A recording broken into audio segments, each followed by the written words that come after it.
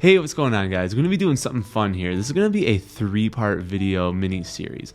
What you're watching right now is part 1. On September 3rd, I'm going to be doing my own bacon diet for 2 weeks. I call it the bacon mini cut. The bacon mini cut is a protocol I use to be able to shed a lot of body fat in just a time span of 2 weeks. This is something I've done in the past. I've tested it for my own bodybuilding shows, or if I've got photo shoots that I'm going to. This has worked for me multiple times, and we're going to be doing it in real time. I'm starting this September 3rd. I'm hoping that you'll join me. On the bacon mini cut, you can expect to lose anywhere between 6 and 8 pounds of fat in just 2 weeks. It's incredibly easy to stick to, and it's actually pretty fun. I'm going to be breaking down the full details of how all of this is going to work. By the end of the 2 weeks, if you wanted to keep going, you could. Personally, I don't have that much fat to lose, so for me, 2 weeks is plenty. I'm going to have a link for Discord for a support group in the description of this video. If you want to join along, in the comments section, type out Discord. I'll make sure that you get an invite and we can all do this diet together. And to take things one step further, I'd like to see if some of you guys might even be willing to hop on camera with me and talk about your results and see how far all of us got. But we can cross that bridge down the road. Basically, what I'm going to be doing is showing you guys how this protocol works. Next week, I'm going to do a kickoff video, and then we'll do a check-in on part 3. For a final wrap-up video, we're going to see how much weight not only I lost at the end of this, I want to see how much weight I can get some of you guys to lose as well, assuming some of you join me on this journey. Without further ado, let's break down the rules of the bacon mini cut. First and foremost, no matter how much you weigh, big, small, tall, short, doesn't matter to me, everybody's getting the same exact details. The reason I do it this way is it's very easy for me to track progress when a lot of the variables are the same. This means people that are heavier are going to lose more weight than people that are skinny, but bear with me, it all makes sense in the long run, because when you keep the variables consistent, then you yourself become the variable. Everyone's going to start out with a daily intake of 2 pounds of bacon. By the way, my bacon of choice is going to be the Kirkland Blue Pack. You can get this at Costco. Up to you what bacon you want to use, it's totally fine. Inside here are 4 individual 1-pound packs of bacon. For tracking purposes, I track 1 package at a time. If you cook down one of these packs, it comes out to be roughly 650 calories per pack. This means that if we're having 2 packs per day, we can assume that we're having about 1,300 calories. There will be some variance depending on how much you cook. The crispier it is, the lower calorie it'll be. The less crispy, the juicier it is, the higher the calorie will be. But it actually doesn't make that big of a difference. So why bacon? There's going to be 2 key factors going in here. I've done a video previously that gets a really deep dive into bacon. I highly recommend that you watch that after this video. It's going to tell you everything in great detail. But the 2 key factors here is going to be 1, getting into ketosis, and 2, really good electrolyte management.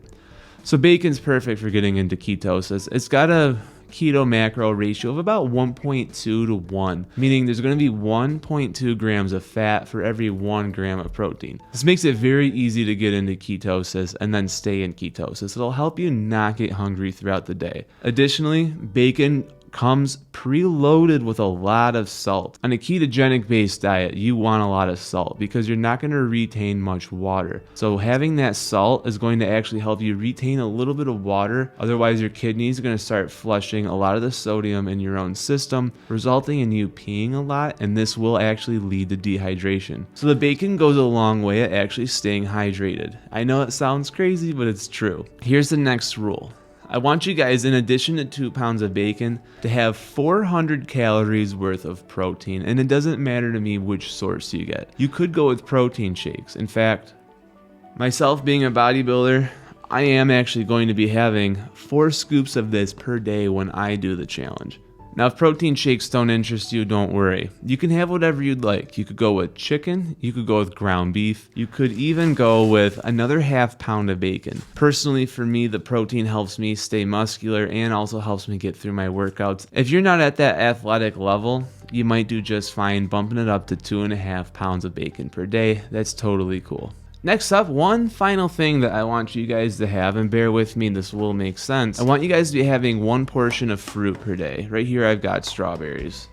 Now if you do go with a watery based fruit, I want you to have 1 pound per day. You can use a food scale to weigh this out, make things really easy. Otherwise, if you buy strawberries by the pack, this pack right here is a 2-pound pack. You could cut that in half. You guys can probably figure this out, but here's the important detail. If it's a watery fruit, you want to try and get to a pound per day. If it's a fleshier fruit, I want you to limit yourself to just 2 servings per day. So I'm going to give you guys some examples. A watery fruit is going to be something like strawberries, blueberries, raspberries, any kind of melon. So watermelon, honeydew, kiwis, basically any kind of watery berry is all going to qualify under that 1 pound of fruit. Now, what's a more fleshy fruit? Well, that's going to be something like bananas, apples, pears, fruits that don't really yield a whole lot of juice to them. And the reason for that is because the fleshier fruits, their water content isn't as high, so their calories actually are a bit higher. 2 bananas is about 200 calories, and a pound of strawberries is also about 200 calories. So it really does even out. Basically, we're trying to shoot for about 200 calories a day in fruit. Now, the fruit is going to give you much needed fiber while you're on this. The thing is, when you do a ketogenic diet or a carnivore-based diet like we're looking at right here, getting backed up can be part of the problem. A lot of people experience it, and just having a little bit of fruit goes a long way at making that problem go away. Beyond just that, let's face it, eating the exact same thing every day for 2 weeks for some people might be a little bit too monotonous for them to stick to long term. If we give ourselves just a little bit, it helps us stay committed through the rest of the day. Personally, I'm a big fruit guy. Every night I like to either have strawberries, blueberries, watermelon. This helps me stay in ketosis the rest of the day, and don't worry, a small amount of carbs, especially if we're only looking at about 200 calories, it's not going to make a big deal, and it's not going to kick you out of ketosis, so don't be worried about that. Let's look at the total calorie count. 1,300 calories from bacon, 400 calories from a protein of your choice. That puts you at 1,700.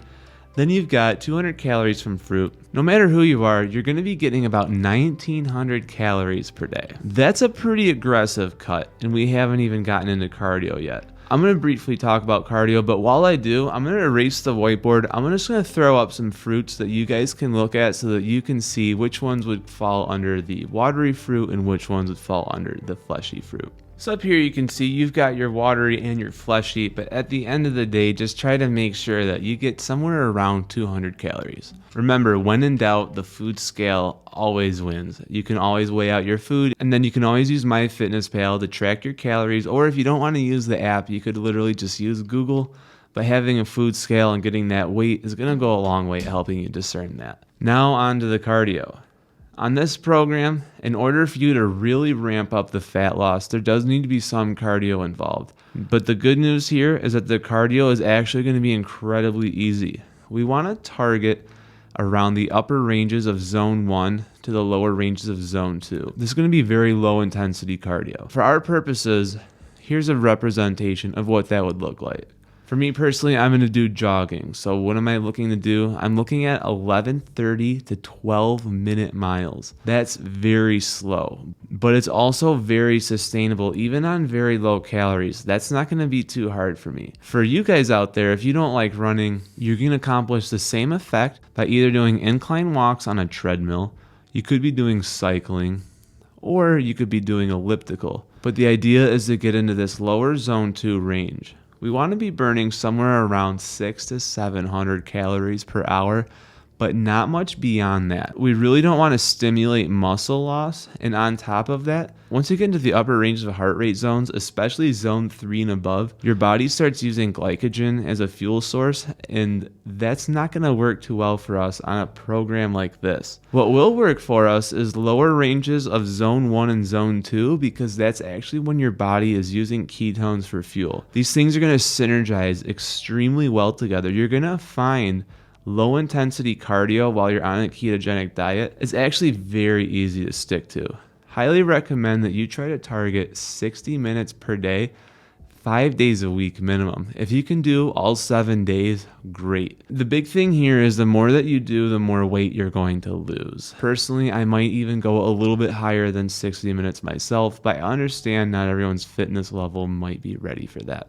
So if you want to join me on this challenge, type Discord in the chat. I'll make sure that you get an invite. Once we're all together in a big group chat, we'll all start together on September 3rd. Next Monday on September 2nd, I'm going to be doing a cook video, so I'm going to show you guys exactly how I do my own meal prep. Stay tuned for that. You're not going to want to miss it. I've gotten very good at preparing bacon over the past year. I've done this a few times, and each time I learn little new tricks that makes the meal prep a little smoother, less cleanup, less cook time. Everything is more convenient. Beyond that, if you want to learn the more intricate details of the bacon diet, check out this video after this one. It's a little bit longer, but it's going to tell you everything that you need to know about the bacon diet. Otherwise, check out this other video. It's going to be my mini bacon diet that I've done in the past. The rules for that one were just slightly different, but it's mostly thematically the same. I hope to see you guys next week as we start this together. For now, I've been Andrew Fillion. I'll catch you next Monday. Peace.